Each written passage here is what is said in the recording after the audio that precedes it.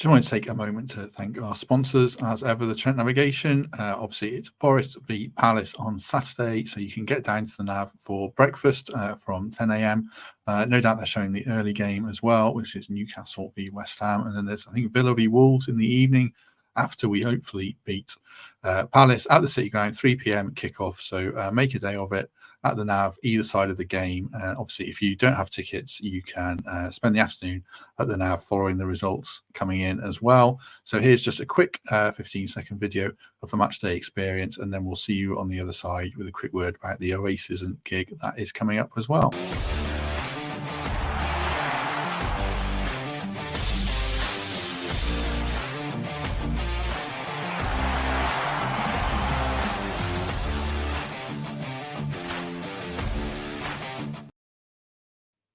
And as I said, not this home game, but the following one on Saturday, the 13th of April at 5:30 p.m. at the Nav. It's Oasis, so get down for that straight after Forest versus Wolves. Free entry, of course, food from the barbecue food court, bars inside and out. So that'll be a great evening as well at the subsequent home game against Wolves on Saturday, the 13th of April.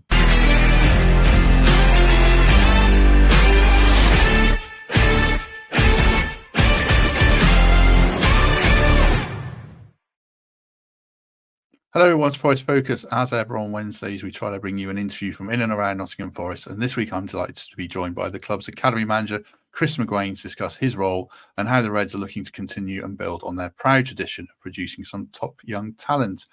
Chris, good to have you with us. How are you doing? Yeah, very well, thank you. Thanks for having me, Matt. Yeah, not a problem at all. I was just going to kick off by asking for some background on yourself, your journey to Forest. I know time's short because you've got a dash to Ireland to see your daughter in the Dancing World Championship. So you must be a busy man away from the pitch. But what's your journey been like to get to Forest and where you're pointing your career now? Yeah, started very early, Matt. Started kind of at the grassroots and coaching a local side. Started really young when I was 14, 15, just helping out, and then progressed to spend some time in America. When I left and finished school and coached over there, and that was probably my first introduction into coaching and working with players, which I thoroughly enjoyed. Ended up coming back to England and first started out working at Milton Keynes Dons when they moved from London to Milton Keynes, and worked in their community scheme as a football development officer, and ran a lot of the development and elite programs for them. So the programs that sat very much below the academy sides. And then I quickly progressed into working within the academy and worked across the majority of the age groups there, before then joining Watford as a technical skills coach, assistant academy manager, and then took on the role at Watford as head of the academy manager for a number of years. Thoroughly enjoyed my time at the club there. And then 5 years ago, just over 5 years ago, I joined, obviously, Nottingham Forest, assistant academy manager at the time, very much working on the operational and the strategic direction of the academy. At this point, I'd kind of hung up the coaching or the boots, so to speak, and then obviously in the summer was delighted to take on the role as a head of academy, and obviously one that I'm very proud and privileged to have the opportunity to lead us as an academy and as a club forward. So when I one of the reasons I do this and got into journalism because I knew I would never make it as a player. What was your playing career like? Or was it always coaching for you? And it branched out from when you were like, you said you were about 14 or 15. Was coaching always a thing for you over playing then? Yeah, I enjoy playing. I really did enjoy playing and played at a good level. But coaching was my main passion. I started just helping out in the grassroots, and went along and was picking up cones initially as a 14, 15-year-old, but then started to take the first qualification back in the day, which was what they called the junior team managers qualification, that the FA run. Obviously very different now in terms of the the qualifications that you can gain and the pathway that you can go on. But yeah, I had a real passion for coaching and working with players and young players and helping them. And I really went to I threw everything into studying about the game and just became immersed in it really. And that was my real passion, and that kind of took over from a playing. I continued to play into 21, 22 in the non-league, probably your equivalent of where you're at, kind of your conference, national conference, north south level. But the coaching really took over, and you have to immerse yourself into these positions. They are so rewarding, but they are very unsociable in terms of the coaching takes place in your evenings and your weekends. And obviously that's when kind of you would train at the same time as well. So yeah, coaching became my real focus and my real passion from a young age. And working with young players and developing young players has been something that I've thoroughly enjoyed and continue to enjoy now. So yeah, no, it was definitely something that I got into very early, and kind of that trajectory has not stopped really. How much has Forest's academy developed in the time? I mean, even in the time you've been there, but before that, I remember when Paul Hart and Nick Marshall were there. We probably had 5 staff, something like that. I don't know. And now I was watching a clip from the Forest Community or Academy program where you had like a player well-being officer and stuff like that. Has it just been an explosion of the way the academy's developed in the last decade or so? It has, yeah. I'd probably say since the introduction of the EPPP process, that's kind of been a massive driving force in terms of how academies have moved forward. When I first got involved, like you say, there was probably 5, 6, 7, 8 people that worked from a full-time basis. We're across our group of academy staff, full-time, part-time, we're probably hitting roughly just about 150 people at the minute that are supporting our young players' journeys. So there's been a massive resource that has gone in across all academies and especially ours in the past year since the summer to really enhance the offering that we provide our players. It isn't just having coaches anymore. We have a huge multidisciplinary team, analysis, medical, player care, safeguarding, psychology, operations. I've probably missed one and someone will tell me off, but yeah, there's a huge amount of work that goes into it now, and the resource that goes into helping these young players not only on the pitch but off the pitch now is a massive part of what we do, Matt. How's it been for you then, taking over from Gary Brazil? I know some of the fans have got massive amount of respect for. Was it easier that you'd been here for a few years, and was the transition a bit more straightforward, or is it quite daunting when you reel off a very long list of people and roles, and 150 people there, and you're overseeing it all in conjunction with other people as well, no doubt? But how are you finding that process? Yeah, really enjoyed it. It's a huge honour for me to head up the academy here at the club, and I know it's a huge responsibility for us to, deliver the right program for our players. But no, absolutely loved it. Really delighted and pleased with the progress that we've made since the summer, and since I've come in.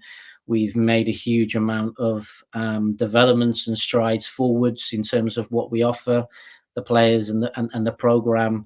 As I said there, we've had some fantastic backing from the football club to increase our provision and develop our philosophy and develop our way of working with our young players that we're really proud of, really excited about. We're on a journey that we're really looking forward to implementing and obviously becoming an academy that is renowned for providing real quality experiences to our young players and being different and thinking differently to perhaps what other academies may traditionally have worked and looked like. But I thoroughly enjoyed the first what was it, 7-8 months, something like that. The seasons absolutely fly by every single year and go really fast, but the progress and the development that we've made both on the pitch with our philosophy and style of play, but also off it in terms of what we offer the players and the holistic support that goes around our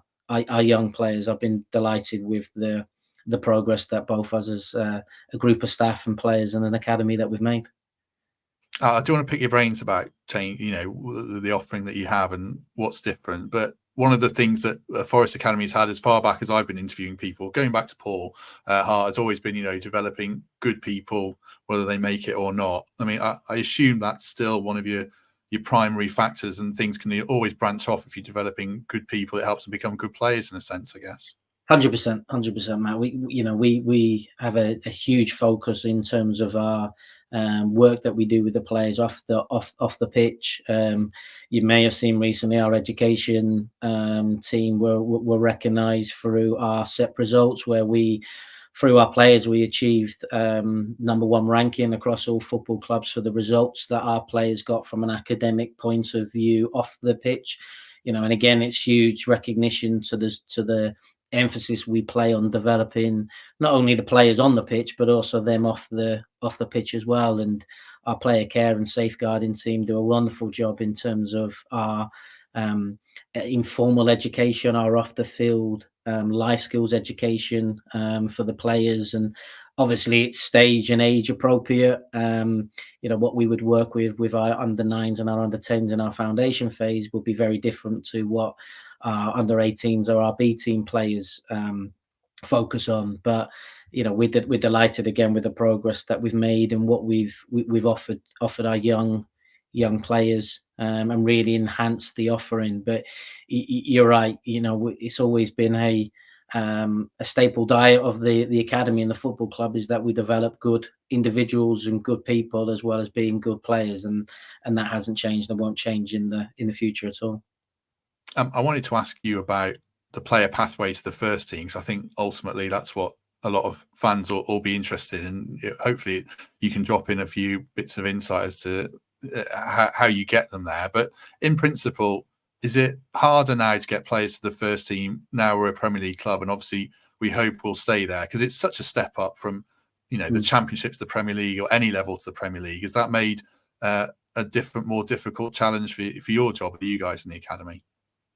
I think the challenge is always there, Matt, in terms of actually trying to develop young players to go and have a career in the game. Obviously, first and foremost, we want it to be for us at Nottingham Forest, but also recognising that not every player will get the opportunity, and not every young player that comes into the academy is going to be able to fulfil that. So, as it providing those experiences for them that can help them go and achieve scholarships or careers away from the club as well is also seen as a success. But yeah, no, the challenge is there, and we're working very hard to ensure that we give our young players and continue to give them an opportunity to progress and develop. That's continued again this season. This club has always been one that has developed and placed an emphasis on our young players. We've obviously seen in more recent times, Joe Gardner's been exposed from a first team perspective around the first team squad on a match day, as is other players. But internally, we're always working and looking at ways that we can provide opportunities and experiences for our young players. And again, this season with Nuno and his group of staff, our under 18s or under 8 B team players have had exposure to training with the first team, so they get those opportunities to continue to develop that side of it, and it's done at the right time and the right stage for each individual player. But that pathway has always been there at Nottingham Forest, and there's no reason why that won't continue in the future as well. Yeah, you mentioned Joe. I wanted to ask you about Joe, because it's someone who fans will have seen. He made his senior debut in the FA Cup. What's kind of the roadmap for him, do you think? I know every player is different, but is there a path you would want him to follow now? Does he go out on loan, or is that something you'll review in the summer? How does the next few months and years work for Joe, do you think? Yeah, I mean, we keep all options open, Matt. Obviously, we make it very individualized to every player, because every player's journey can look very, very different. And during these years under 18s and B team, things can change very, very quickly in terms of how they may develop into a certain position or what they do. So we keep it very open, and without kind of swerving your question specifically on Joe. it's about finding the right challenge point for them at the right time, and what that might look like going into next season or future years. Is important that we stay across that, and it does look different, and some players will stay with us and work with us within our environment, whether that's with the under-18s, the B team, or the first team. Whether we think there's the right opportunity for players to go out on loan for a period of time, whether that's 6 months or a season, with a view to then coming back in to seeing where they're at, and we'll monitor and keep an eye on them through. We've introduced a new player pathways department at the club this year, which monitors all players that we've got out on loan very, very closely, more so than we've ever done previously, to ensure that we are maximizing the opportunity for them to develop. But specifically in Joe's case, he's had some brilliant exposure recently to the first team, especially around some of the games. He's well aware that he's going to spend time in with the B team as well as the first team, and we'll continue to monitor his progress and his development as he goes, to then find the right opportunities for him to pick up the experiences that he needs, and when he's ready to step into that first team football on a regular basis. One of the things I'm interested in is, how do you track a player and sort of make sure they don't slip through the net? I mean, going way back, probably Sean Wright-Phillips is a really good example at Forest, who they let go because I think they thought he was too small. And I guess, you could have a player at 14 who you think's got no chance, but by the time they're 16, you think he could be the real deal. How do you monitor that and make sure you don't make a premature decision on them or push them in the wrong way? How's that done on an individual basis at Forest?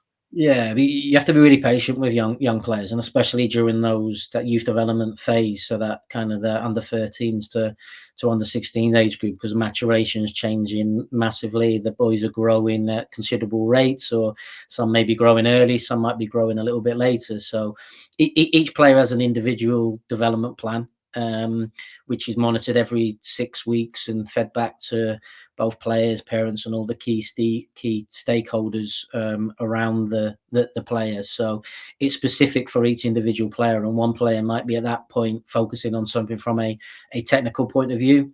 Another player at that time might be focusing on something from an athletic point of view, in terms of actually working and developing his agility, whilst still working on the football side as well, and vice versa. So it's about kind of taking your time to look at each individual player, really looking at where they're at and where they're developing, and what their kind of flight path and their progression looks like, both in the short term but the longer term as well. And we've got a real good group of staff that get around the players, that meet regularly every week to discuss the individual players and where they're at and how they're progressing and how we support them, because we have to accept in our we're working with young players, and the journey isn't a straight line all the time that goes in an upward curve, and they have moments where they're performing really well, and they have moments where it dips, and we have to be there to support them during the good times, and also the times when they're developing, but recognizing that that's okay. We're an academy who encourage our players to make mistakes, encourage our players to try new things, and we're not going to be there on the side of a pitch in a training session or a game or in an analysis session where we're trying to take that creativity away from them. We want them to express themselves and try things on the pitch, and that makes them different from everybody else. So it would be silly of us to then go and criticize when a player is trying to take a player on with a specific skill that we've worked with him, to then try and stop him from doing that, regardless of what position he may play in. Obviously, as they get closer to the first team, they'll start to then work closely around maybe one or two positions and specifics that they're going to work on to help them get closer to their development and where they're looking to get to. But we very much work with each individual player on what their strengths are and try to improve them further.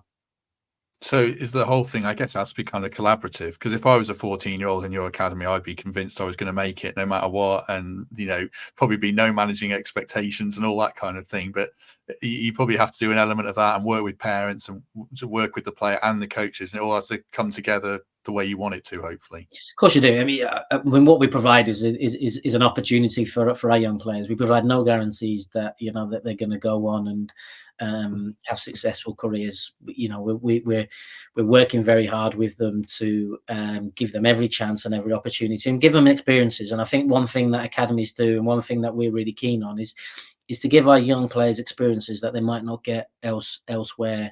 We've had recently, just as one example, our under-18s group with some under-19s have obviously been to Spain on a consistent basis and played against some real good opposition that really stretches and challenges them. Experiences that they might not get from other avenues or other walks of life. So, but the communication aspects and working collaboratively with all of our key people is massive, Matt. And we want to make sure that everybody's fully involved and invested in each individual player's development, whether that's the coaching staff that are working with them, the medical staff, the performance team, our player care and well-being team, our analysis, or even the parents. We all have a huge role to support each individual player to help them get to where they want to get to, and educating our parents, which we've done recently. And Alex Bailey, our player care officer, last Monday hosted a night where we had over 100 of our parents in attendance, and really to support and educate them and go on the journey with them as well. So, if there's a consistent message, for example, that we provide, having the parents provide that message to the players and to their sons as well, really supports their development, rather than two messages. The coaching staff or the academy staff giving one message and the parents giving a completely different messages.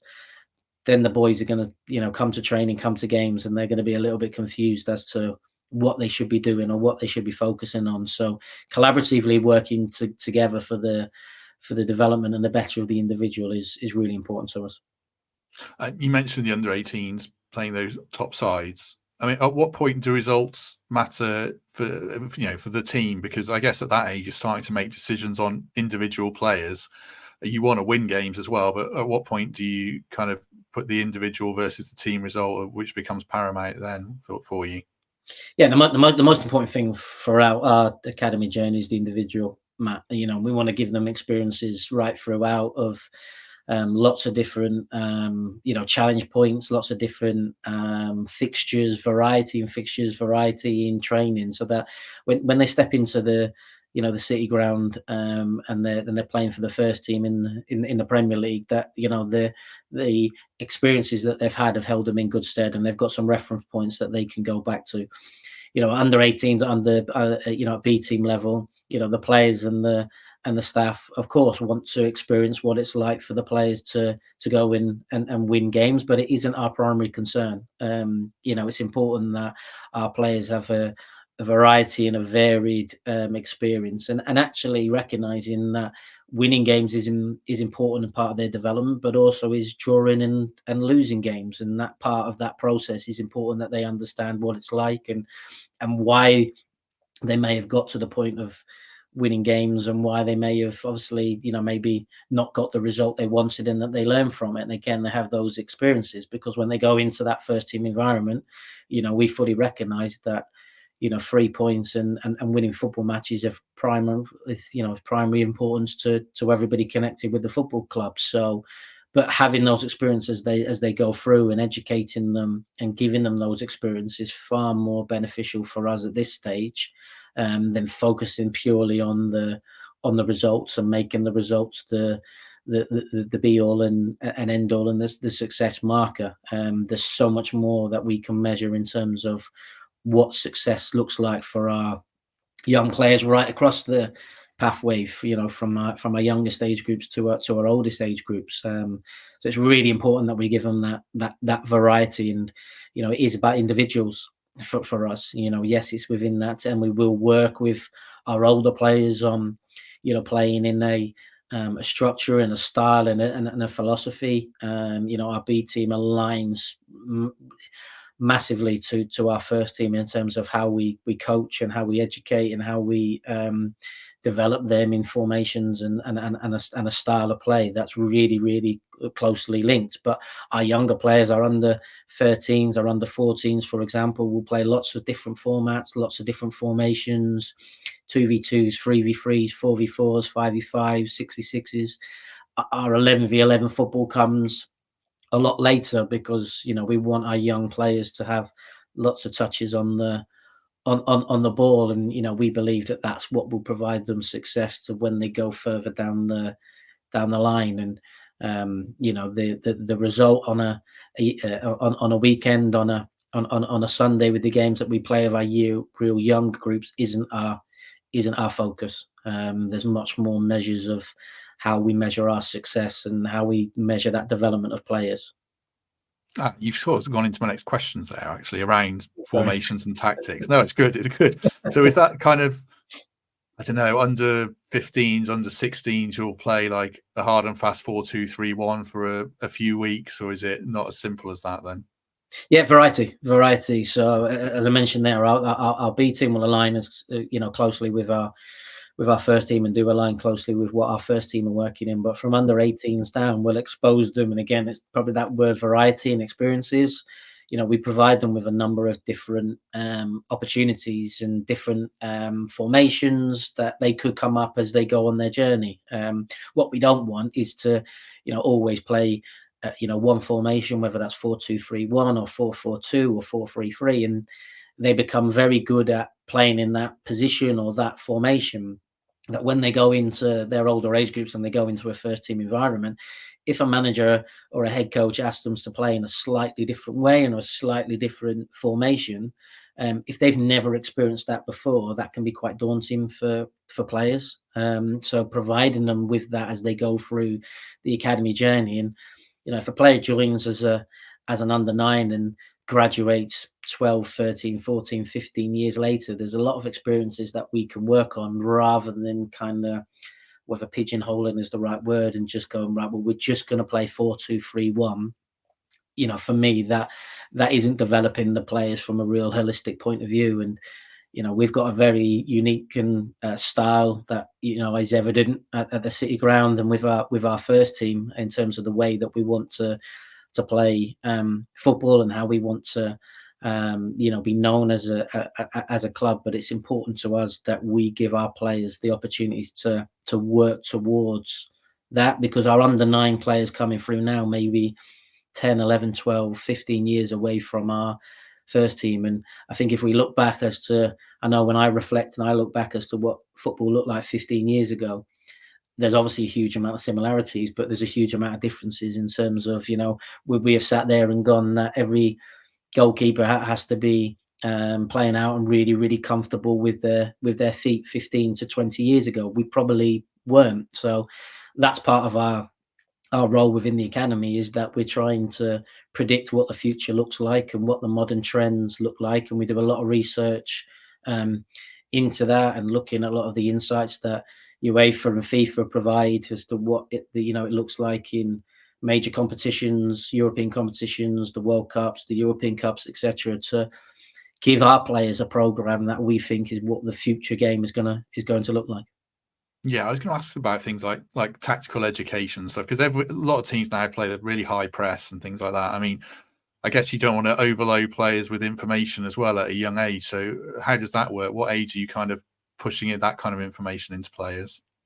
Again, it's all about those experiences. So the tactical element for us really comes into our thinking when they progress through to the latter stages of our youth development phase, our under 16s, and then going into the professional development phase. Although, again, even at our youth development phase or under 16s, the focus is very much on the individual and how they're developing within that team environment. So our focus is very much more on that rather than tactical. But going into our under 18s and B team, there will be an emphasis on how they play as a team and what it looks like in that formation, and how units may work together.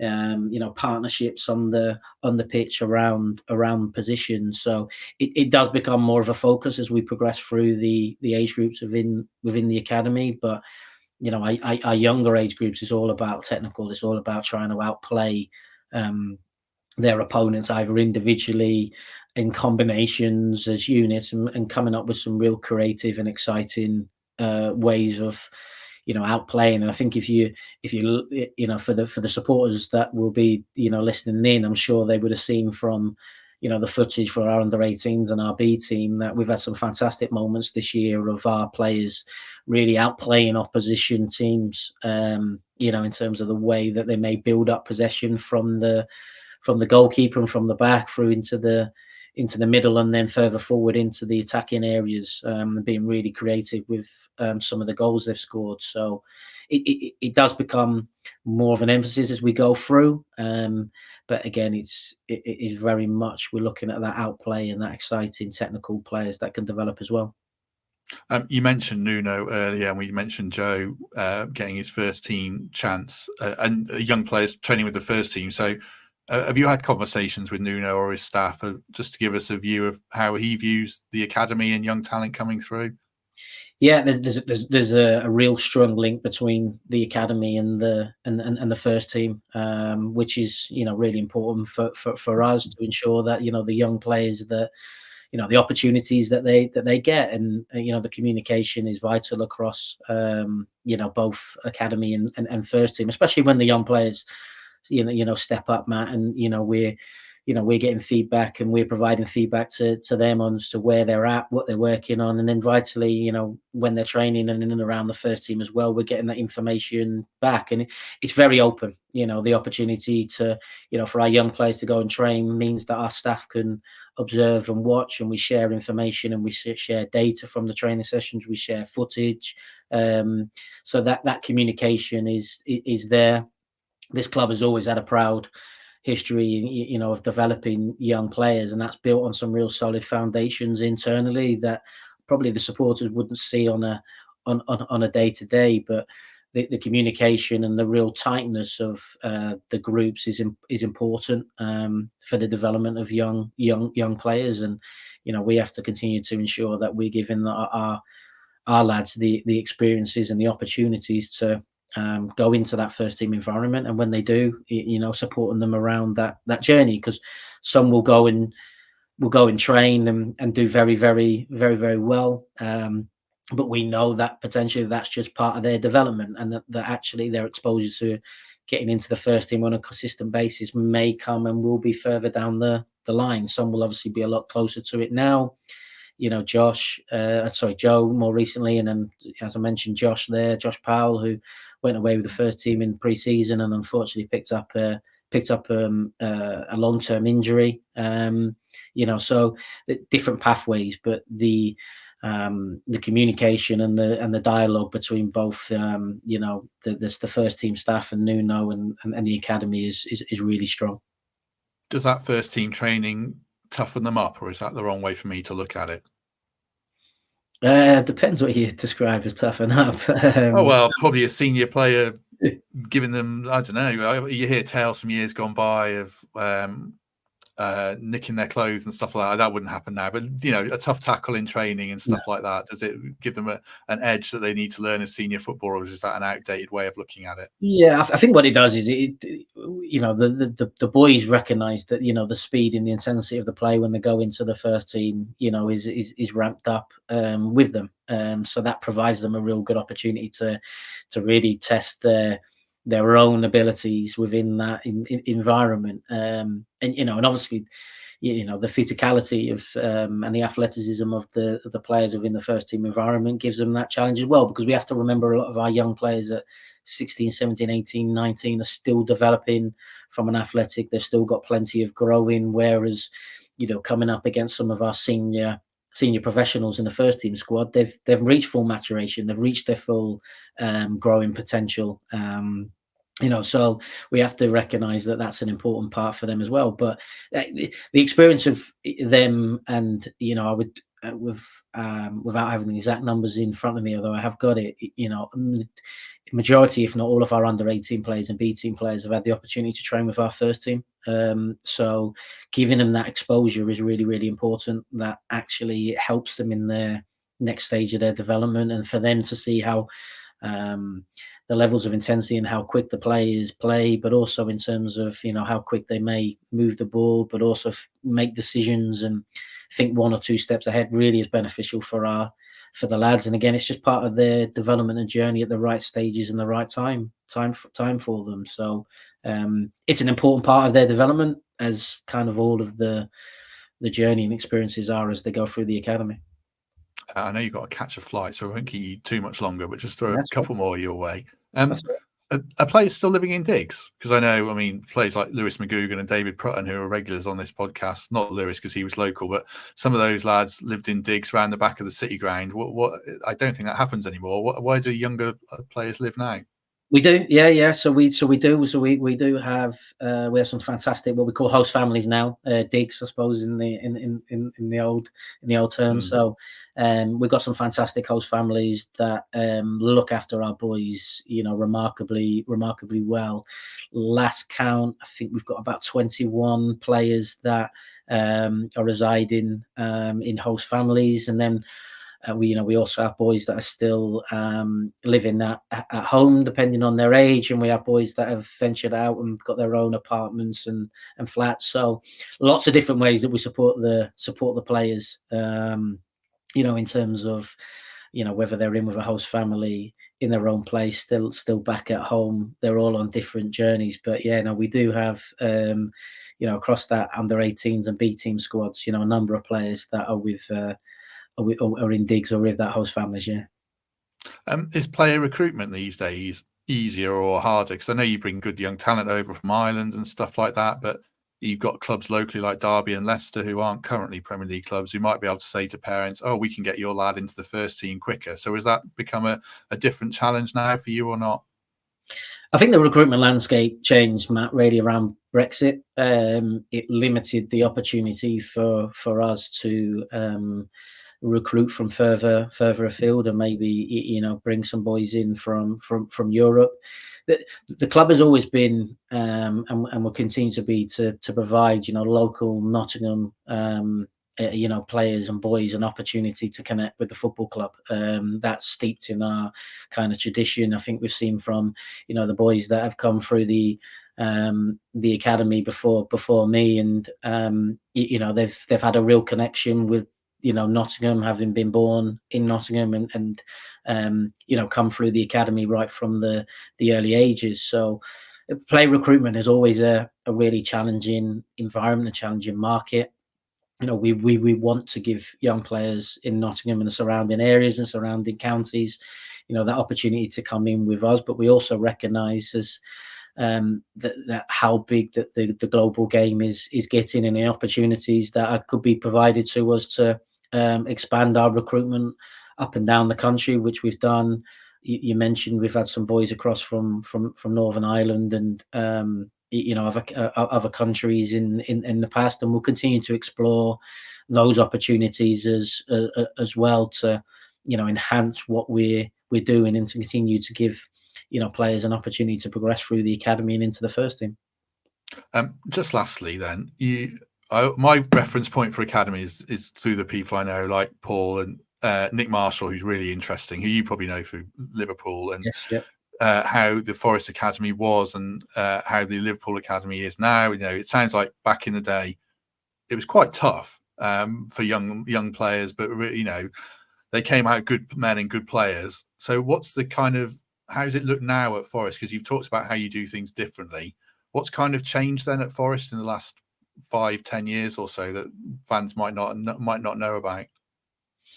I think probably the biggest change we've implemented this year is really making our program as individualized as we can for each player and each stage that they go on. But it's about our younger players, our foundation phase players, our pre-academy, so under 9s, 10s, 11s. We want them to enjoy and have loads and loads of fun playing football. We want them to just fall in love with the game, and we want to give them an environment that isn't that really tough, hard knocks, environment. We want them to come in and enjoy themselves and be really supportive, but give them a real challenging environment as well. We don't want it to be easy. We want the challenge to be there, but we want them to have successes, and we want them to be able to make mistakes and learn from them. So making the program really, really individualized is important, and supporting them as much as possible, because there are so many highs and lows for players across the academy journey. There's so many highs and lows for professional footballers that probably go very much unseen and unheard of. So it's important that we give them that support. We give them those experiences to help them along the journey as well. And having a group of really experienced and qualified staff around them that can really support and help.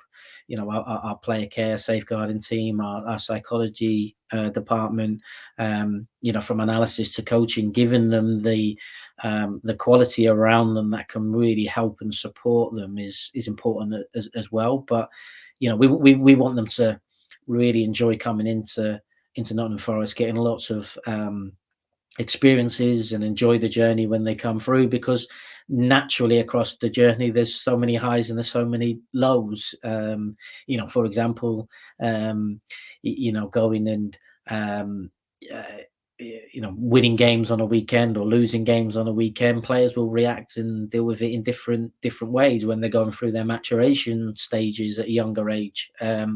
They can lose balance, coordination, which means their touch slightly goes. So they're dealing with lots and lots of things. Our current under 16 players who have received scholarship decisions and whether they'll become full-time employees of the club next year are currently just about to sit their GCSE exams whilst trying to finish a season that kind of crosses over. Our younger players in September will potentially move from one school to another school, from primary school to secondary school. So there's so many speed bumps or barriers along the way that we want to support them with. So it's important that we kind of create the right environment for them. That is a real challenging one, real enjoyable one, but they get a lot of support as they go through the process, so that we continue to develop those good players, and we continue to develop good people that ultimately, when they go and step into a first team environment and hopefully go and have either a long career in the game, is that they've got all of the traits and all of the bits that they need to support them on that journey. And equally as well, is if football isn't the destination they end up, and they end up going and achieving in another sport or another industry, then hopefully what we've provided with them across the course of the time gives them the opportunity that that it gives them the skill set that they can go and excel in a different walk of life or a different industry. And as silly as it might sound, Matt, like our analysis sessions, for example, are no longer just the analysis stands up at the front of the room and we get the clips up on the screen. The players will present, the players will go away and clip their own bits from training, from matches.